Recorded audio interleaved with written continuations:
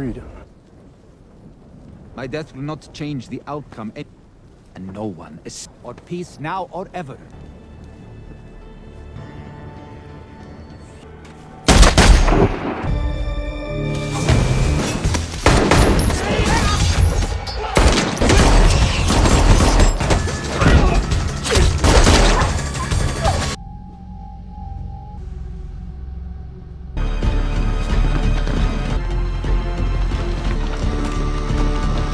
The table will kill my father.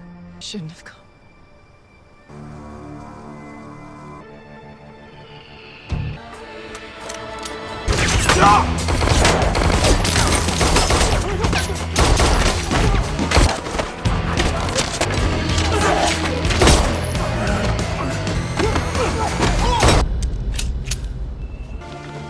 Middle.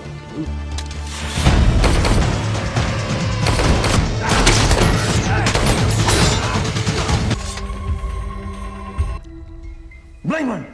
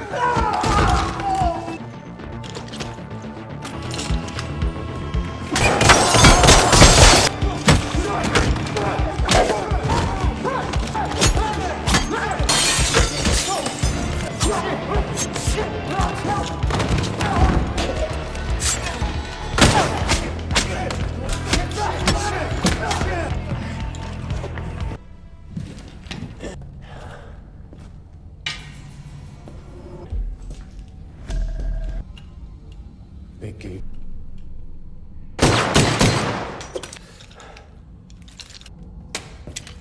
Six.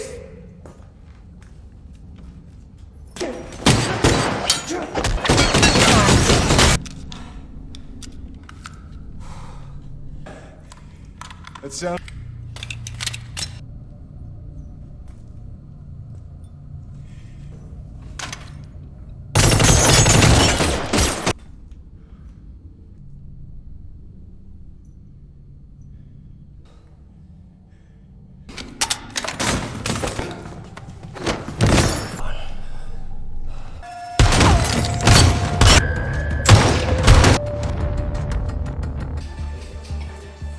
오픈契約20 John Wick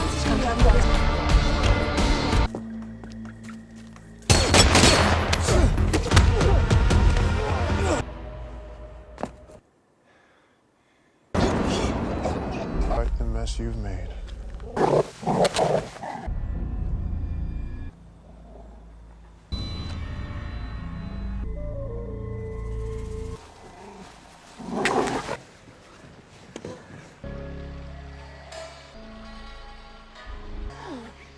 All right, Coach, then get out of here. You know I won't.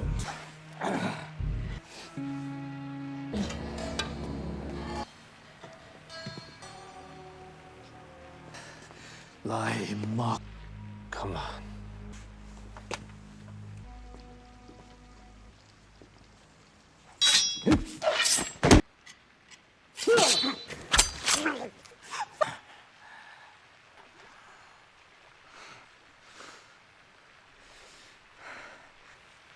Just take care of your daughter. I am.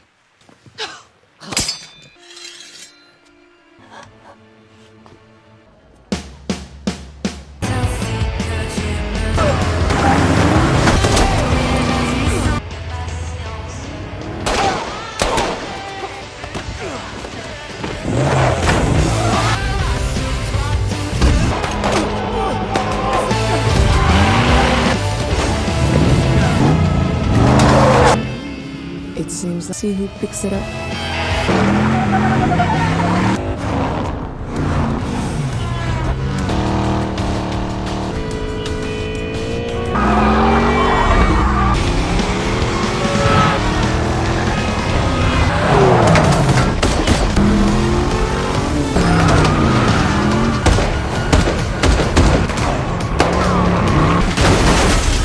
A lot better.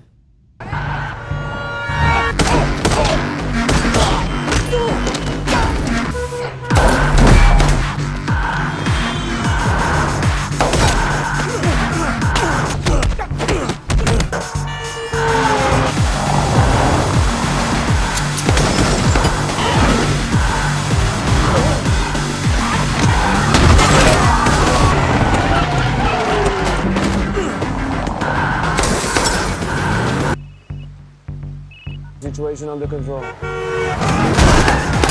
Because who?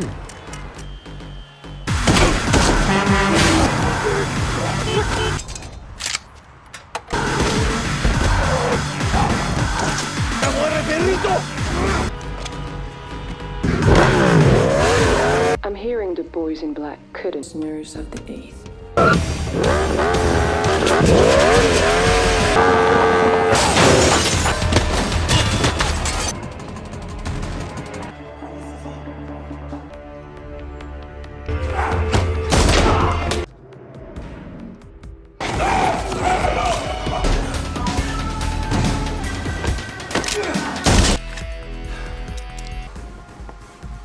Deal.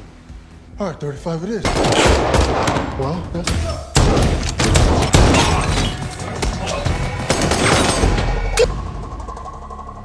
What? Now you listen. D'accord. Went up.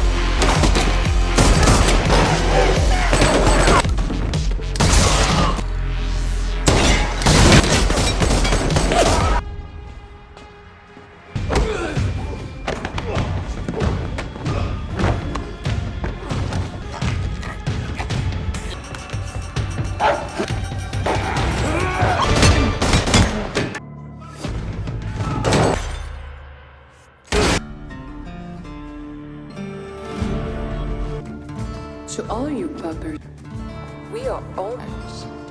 So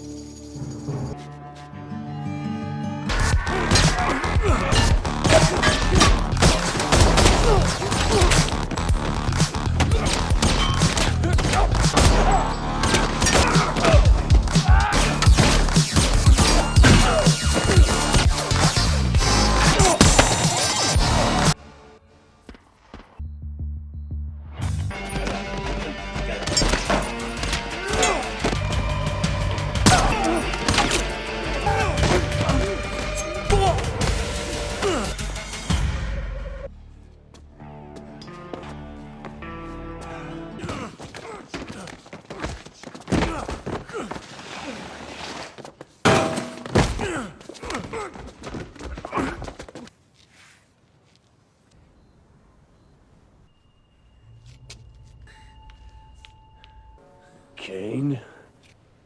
Maybe 3 minutes.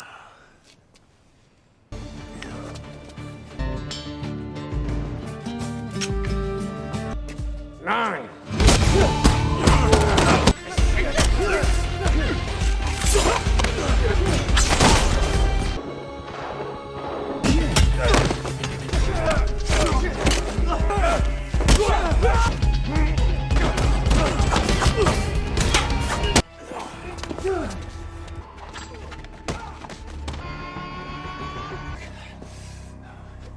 You can't shoot me.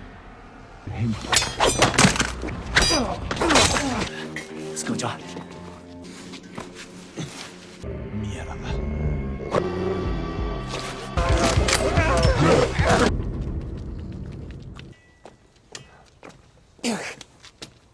斯科加。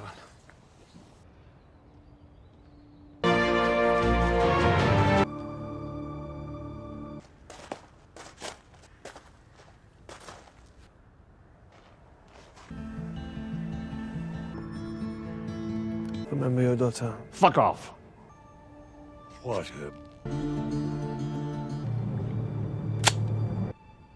Just have fun. Are you ready? Mr. Wick? Mr. Phenom? Fire!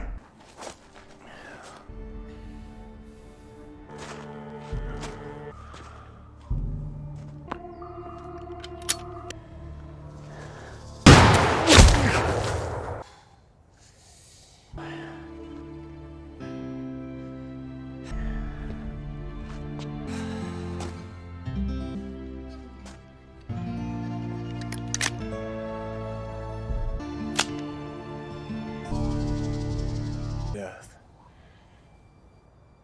Die.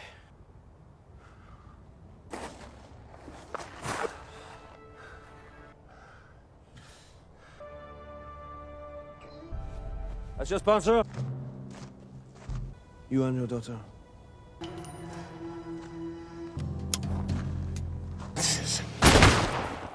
Hey guys, today we're diving headfirst into the stylish, bullet-ridden world of John Wick, Chapter 4. Get ready for more pencil-based mayhem, dog-walking, and just, you know, a few more fatalities than your average Tuesday. Our story kicks off with John Wick, still recovering from his last little skirmish, looking like he's auditioning for a desert boxing league. He's out there punching a very uncooperative sandbag, building up those knuckles for what's to come. He's on a mission to find the Elder, the mysterious leader of the High Table, hidden away in a rather picturesque desert cave. After a rather terse conversation, where John basically tells the Elder to take his piece and shove it, our favorite assassin is back on the warpath, and this time, he's aiming for a full-blown declaration of independence. If you like this sneak peek, hit the like button and subscribe.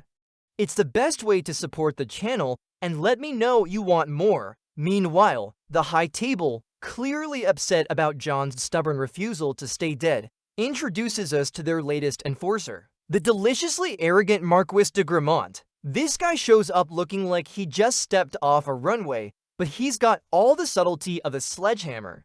He immediately takes over Winston's New York Continental, declaring it deconsecrated, which in High Table speak means we're blowing it up. He also decides to make an example of Charon, Winston's ever-loyal concierge. The chilling crack of the pistol shot, the metallic thud of Charon hitting the marble floor. It's a brutal reminder that the High Table doesn't mess around.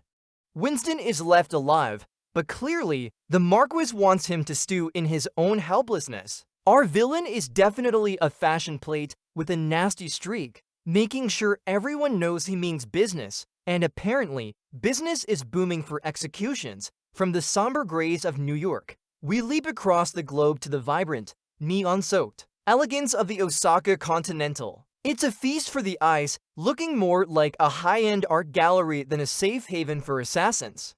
Here, John reconnects with his old friend, Shimazu Koji, the manager, and Shimazu's incredibly capable daughter, Akira. The clink of their shared drinks, the quiet hum of the luxurious space, it all provides a brief, almost nostalgic pause. Shimazu, ever the loyal friend, offers John sanctuary, knowing full well the target John carries on his back. It's a moment of calm before the storm, a subtle nod to the bonds of friendship that somehow still exist in this brutal world. You just know this peaceful vibe isn't going to last because, well, it's a John Wick movie, and peace is always fleeting, and just like clockwork, the tranquility shatters. The Marquis, clearly not a fan of chill vibes, sends a heavily armed contingent, led by his aggressive enforcer, Chidi, to crash the party. High-table assassins, looking like they just finished a Black Friday sale on tactical gear, swarm the Osaka Continental. The metallic scrape of rappelling hooks, the synchronized thud of boots hitting the elegant floors, it's an invasion. John, Shimazu, and Akira don't even bat an eye, they were clearly expecting company. The clatter of weapons being drawn, the distinct click of a chambered round, signals the start of the chaos. Shimazu's staff, armed with traditional Japanese weapons, stand ready, transforming the hotel into a fortress. It's an absolute visual spectacle, proving that sometimes the best defense is just a really well-prepared defense. Who needs an alarm system when you have an army of ninjas? Amidst the mayhem, we're introduced to Caine, a blind assassin who moves with a terrifying grace. He's like a deadly, human sonar system. Every tap of his cane, every subtle shift in the air, a piece of crucial information. The distinct whoosh of swords, the sharp crack of his pistol, they're all just part of his lethal symphony. He's there under duress, forced by the Marquis to hunt John, but his movements are almost artistic in their precision. He effortlessly deflects blades with his cane, his pistols spitting fire with unnerving accuracy. The choreography here is just sublime, a ballet of brutality that truly sells his unique skill set. It's not just a fight, it's a performance. He's easily one of the coolest additions to the franchise, proving that sometimes saying less means you focus more on, you know, murdering people efficiently.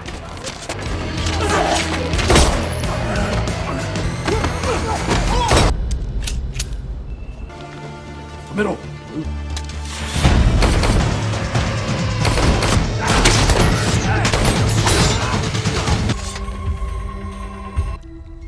Blame one.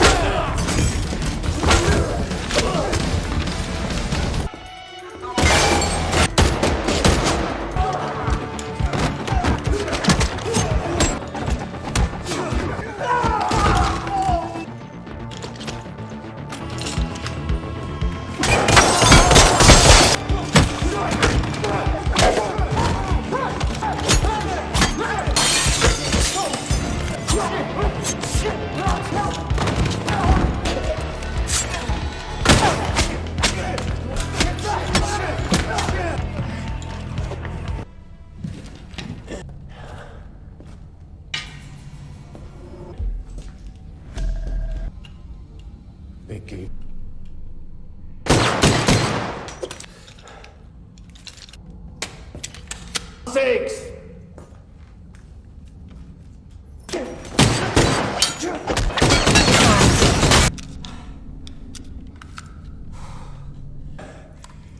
That sound.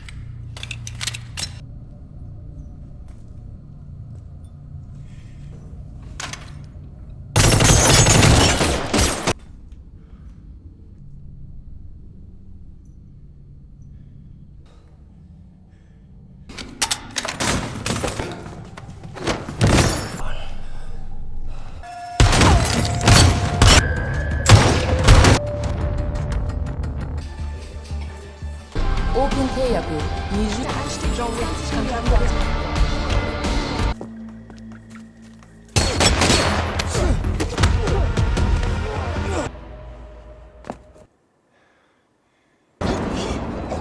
Quite the mess you've made.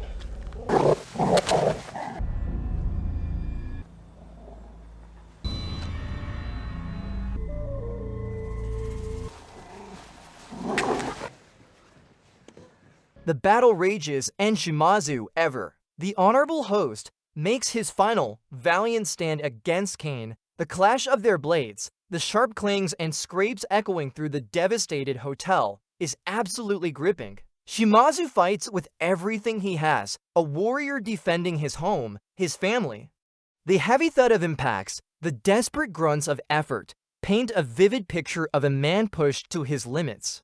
In a heartbreaking moment, Shimazu makes the ultimate sacrifice, creating a diversion that allows John and Akira to slip away from the collapsing sanctuary. The agonizing sigh of his last breath, the sudden, deafening silence after his fall, it's a powerful, somber beat. It's a stark reminder that even in this world of stone-cold killers, loyalty and sacrifice are still potent forces, and they often come with a heavy, bloody price. As John makes his escape from the smoldering ruins of the Osaka Continental, he leaves behind a grieving, vengeance-fueled Akira. Her quiet, choked-back sobs, quickly replaced by a steely determination, are palpable. The visual of her clutching her father's blade, the faint scent of smoke clinging to her clothes, solidifies her new, grim purpose. She vows to avenge Shimazu, cementing herself as a future force to be reckoned with. John, ever the practical one, gives this subtle nod of understanding, a silent acknowledgement of her path, a path he knows all too well.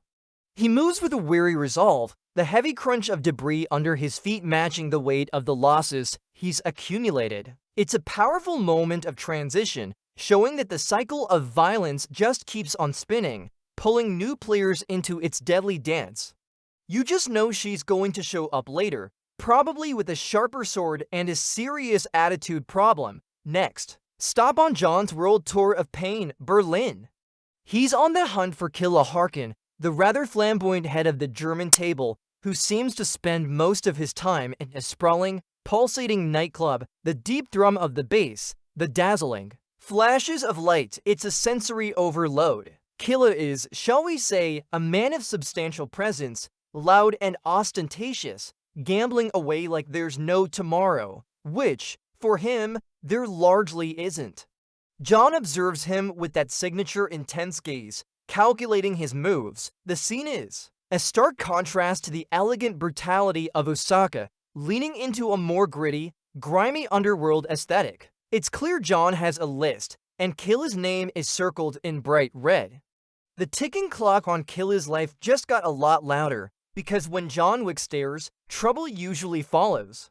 Let's just say Killa's insurance policy probably doesn't cover Baba Yaga-related incidents. To get to Killa, John needs some local help.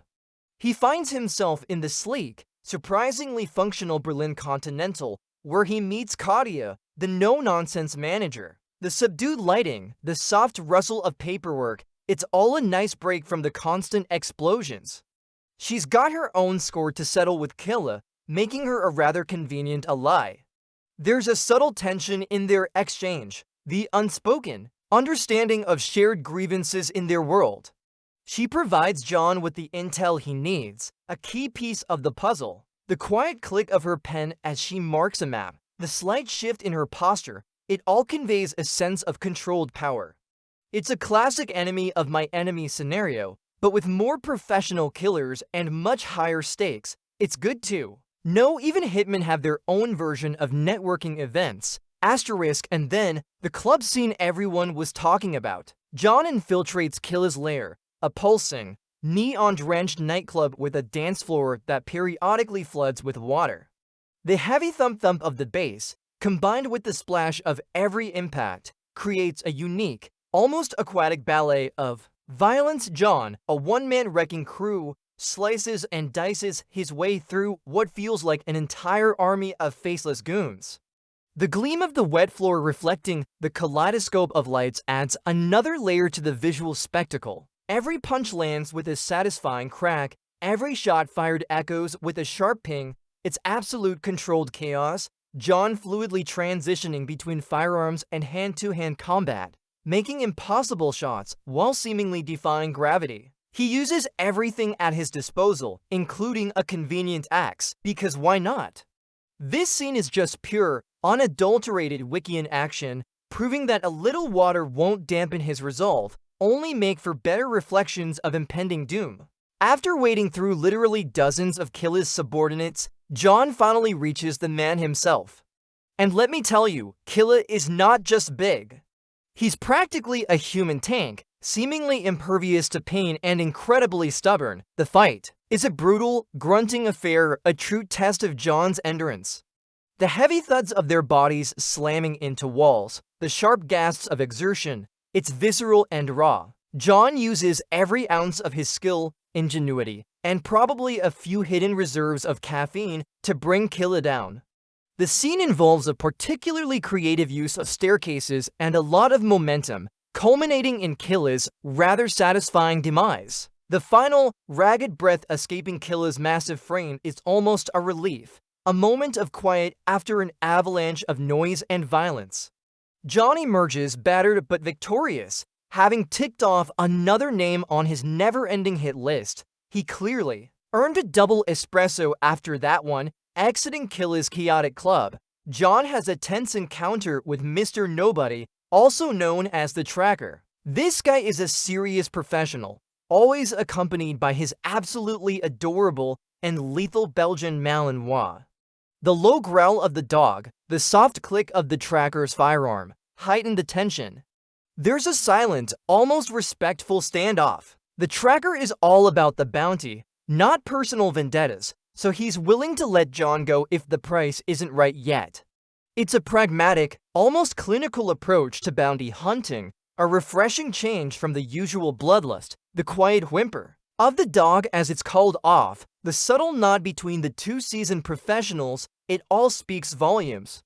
It's a temporary truce, an unspoken agreement that they'll cross paths again when the numbers make more sense. You gotta appreciate a man who prioritizes his profit margins, even when a legendary assassin is right in front of him. Our next exotic locale? The City of Lights, Paris, but there's no time for sightseeing for John. He meets with Winston who, despite losing his hotel, is still sharp as ever. They sit in a quiet, rather understated Parisian cafe, a far cry from the opulent Continental. The gentle clinking of coffee cups, the hushed murmur of the city outside, provide a brief moment of calm before the existential storm. Winston reveals his desperate, risky plan, a duel with the Marquis, overseen by the High Table, to finally get John out from under the death warrant. It's a high-stakes gamble, a loophole they're both banking on. The grave look on Winston's face, the slight tremble in his hand as he explains the rules, convey the sheer desperation of their situation. It's their last, best shot at freedom, or, just a really fancy way to die.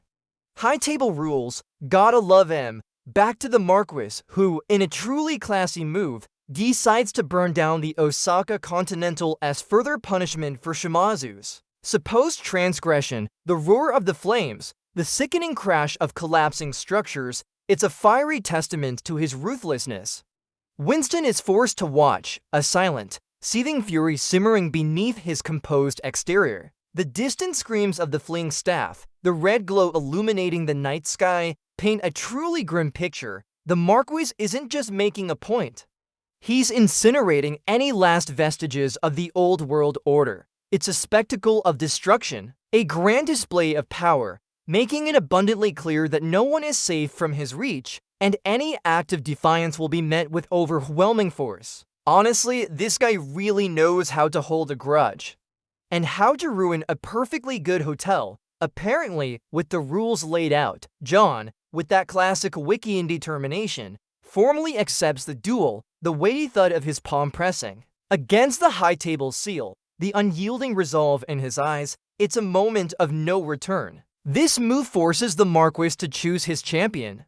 And in a twisted display of cruelty, the Marquis blackmails Caine, threatening his daughter's life to force him into fighting John. The quiet, almost imperceptible sigh of resignation from Caine, the subtle clench of his jaw, conveys the immense burden he's now carrying. He's trapped between a rock and an even harder place, forced to hunt his friend to save his family. The chilling echo of the Marquis's threats, the desperation in Caine's voice, make it clear that some choices are no choices at all. Talk about a terrible boss, right? This Marquis dude really needs to learn about employee morale. The stage is set, and the official harbinger arrives to outline the stringent rules of the duel.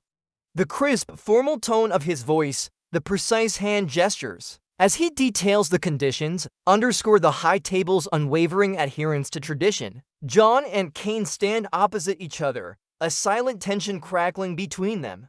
The gentle rustle of parchment, the soft scratch of the quill as names are recorded, it's a stark contrast to the impending violence. Every step of this process is ritualistic, designed to maintain order in their chaotic world, even when the outcome is guaranteed to be anything but.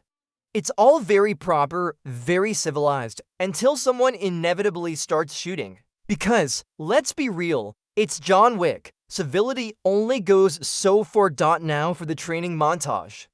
John, ever the meticulous planner, prepares for his duel with unwavering focus. The metallic click-clack of his weapons being assembled, the rhythmic thump of his body hitting pads, it all speaks to his dedication. We're reminded of the duel's rules: pistols at 20 pieces, 3 rounds each, and the location, the iconic Sacred Basilica overlooking Paris at dawn. The solemn toll of a distant church bell, the quiet determination etched on John's face build the anticipation. This isn't just a fight. It's a meticulously planned execution, or perhaps an equally meticulous self-sacrifice. He's not just preparing to fight, he's preparing to face his destiny, one bullet at a time. It's like an extreme sport, but with higher stakes and absolutely no sponsorship deals. The clock is ticking towards dawn, and John begins his arduous journey to Sacred. But of course, it wouldn't be a John Wick movie if it were just a casual stroll. The Marquis, being the utterly charming individual he is, has placed a massive bounty on John's head, valid until the duel begins. This means John has to fight his way through practically every assassin in Paris. The squeal of tires, the blare of horns, the sharp crack of gunfire. Paris becomes a deadly obstacle course. He dodges through traffic, a ghost in the urban chaos, every step a calculated risk. It's a relentless onslaught, a gauntlet of the highest order, forcing John to earn every inch of progress. It's like a really aggressive, high-stakes game of Frogger, but with real bullets and far worse consequences for losing. The frantic race culminates in a truly epic sequence around the iconic Arc de Triomphe. Here, John engages in a breathtaking symphony of destruction, fighting off a seemingly endless stream of assassins while dodging cars that are still somehow managing to navigate this absolute madness. The screech of metal, the shattering of glass, the rapid-fire thump-thump-thump of suppressed gunfire. It's a chaotic masterpiece. John uses car doors as shields, flips over vehicles, and generally just makes the world's most famous roundabout. His personal demolition derby, the sheer scale of the conflict, the way John seamlessly transitions from gun-fu to martial arts, all while avoiding oncoming traffic, is just mind-blowing. It's a testament to the fact that even in the middle of a global assassin war, traffic is still the worst. Seriously, have these guys ever heard of a carpool lane? The battle around the Arc de Triomphe continues its relentless pace, pushing John to his absolute limits.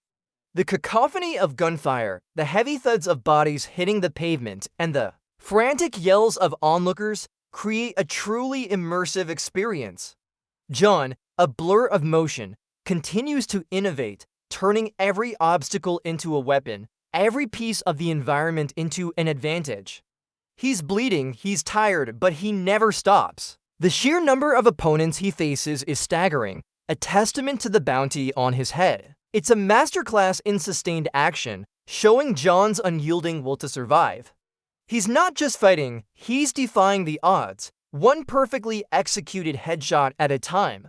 This guy clearly has a very strict no-surrender policy, and it's making for some truly fantastic action sequences. Not just when you think John can't possibly face any more challenges, he finds himself ambushed in a dilapidated Parisian apartment building. And then, the scene that broke the internet, a stunning, top-down perspective that makes you feel like you're playing the most intense video game of your life.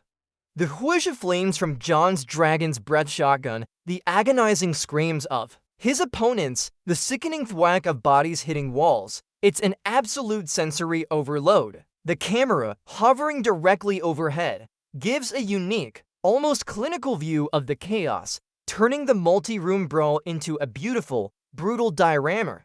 Every shotgun blast is a roar, every impact a jarring jolt. It's a symphony of controlled destruction with John as the maestro, painting the floor with fire and bodies. This scene alone is worth the price of admission, reminding everyone that John Wick is not just a gunman. He's a force of nature with a very big, very fiery toy, and an interior decorator's worst nightmare, probably.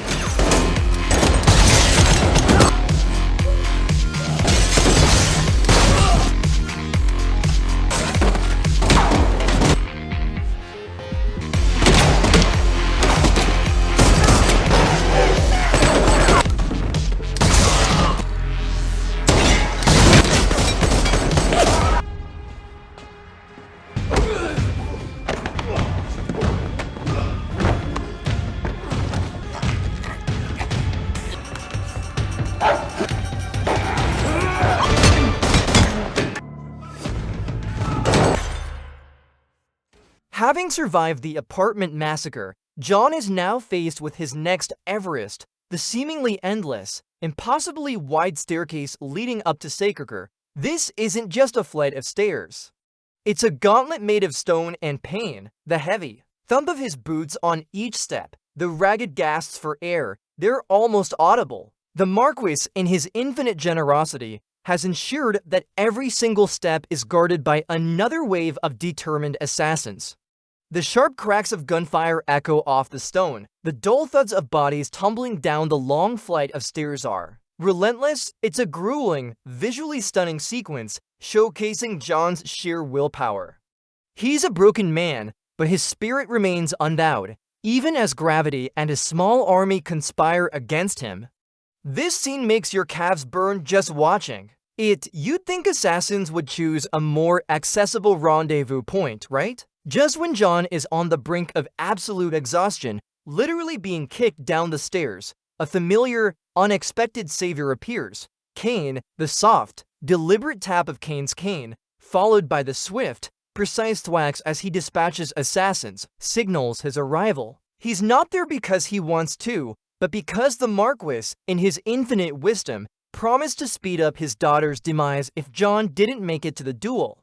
Caine, with his signature blend of grace and brutality, clears a path, pushing bodies down the stairs with surprising ease. The sharp zips of his pistol shots, the metallic clangs of his cane deflecting attacks, are a welcome sound for John. It's a moment of reluctant alliance, a temporary truce born out of shared desperation. Talk about a forced collaboration. But hey, at least they're getting some cardio in dot as John nears the summit. Battered and barely conscious, the tracker reappears. This time, he's not just observing. He's actively intervening. His loyal dog, with a furious snarl and a sharp crunch, takes a bite out of an attacking assassin, creating a crucial opening. The tracker then physically helps John up the final, agonizing steps. The ragged breaths of John, the grunting effort of the tracker, highlight the urgency of the moment. It's a choice made not for bounty, but for something resembling respect, or perhaps just a desire to see how this wild story ends. The quiet thud as John collapses at the top, just as the sun peaks over the horizon, is a powerful beat. He's made it, but barely. It's a testament to the fact that sometimes, even in a world of cutthroats, a little bit of unexpected help can make all the difference. Who knew bounty hunters had a moral compass? John finally collapses at the very top of the endless stairs, the first rays of dawn painting the Parisian sky. He's a mess of blood and bruises, utterly spent, but alive. The soft, gentle murmur of the wind, the distant sounds of the waking city, are a stark contrast to the brutal silence around him.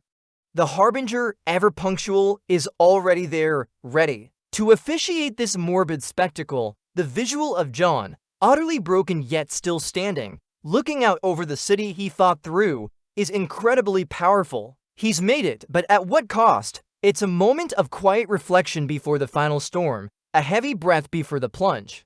The stage is set, the sun is rising, and the two champions prepare for their final, deadly dance. This is it, folks, the main event, and so, the moment of truth arrives.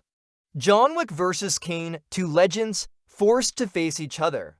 The sun crests the horizon, bathing Osaka in a golden glow, a beautiful backdrop for a brutal confrontation. The harbinger gives the command, and the first shots ring out.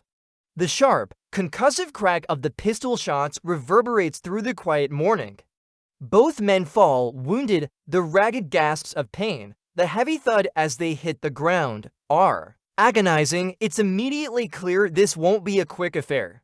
It's a dance of pain and precision, a grim ballet with the highest possible stakes. The initial shock, the struggle to rise, sets the tone for a duel where every movement is agony, every breath a fight.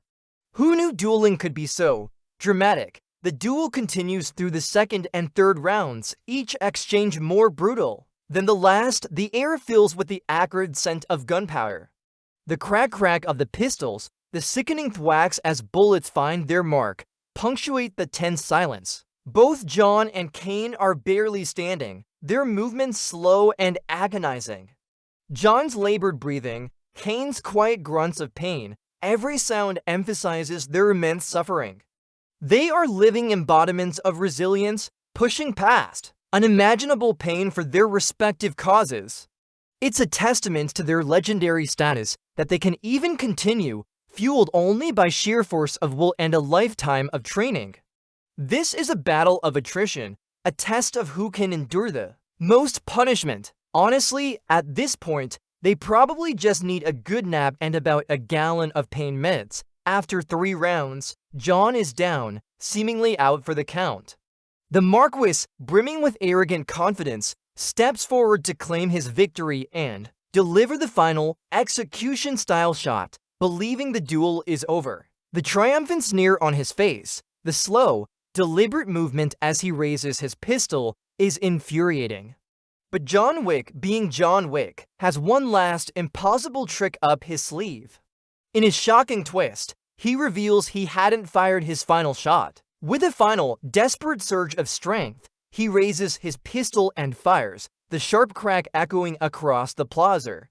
The Marquis's look of triumphant smugness instantly twists into utter disbelief. Then a sickening, choked gasp. He collapses, dead, a victim of his own hubris.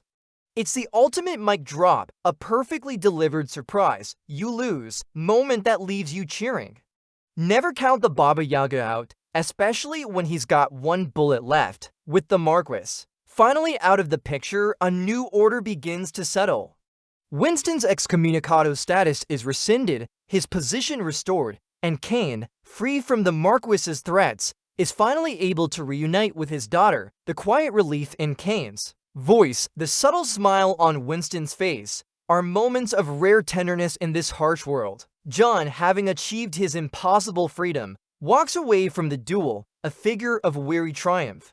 The gentle whoosh of the breeze, the distant cries of gulls, seem to guide him. He eventually collapses on the steps of Osaka, a man finally At peace, his long, brutal journey seemingly over. The silence that follows is profound, a quiet acknowledgement of the immense sacrifice made. He's finally free, but at what personal cost? It's a bittersweet victory, proving that even for John Wick, peace comes with a hefty price tag. In the quiet solemnity of a cemetery, we see Winston and the Bowery King standing over John's grave. The inscription on his tombstone, "Loving Husband," reminds us of the humanity John fought so desperately to reclaim.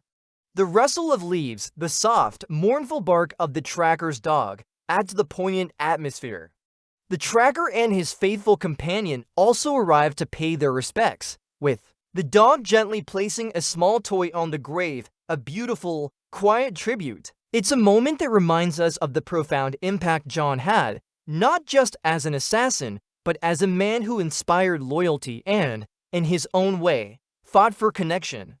His story, though filled with violence, ultimately speaks to the enduring human spirit, the search for peace, and the sacrifices we make for what we love.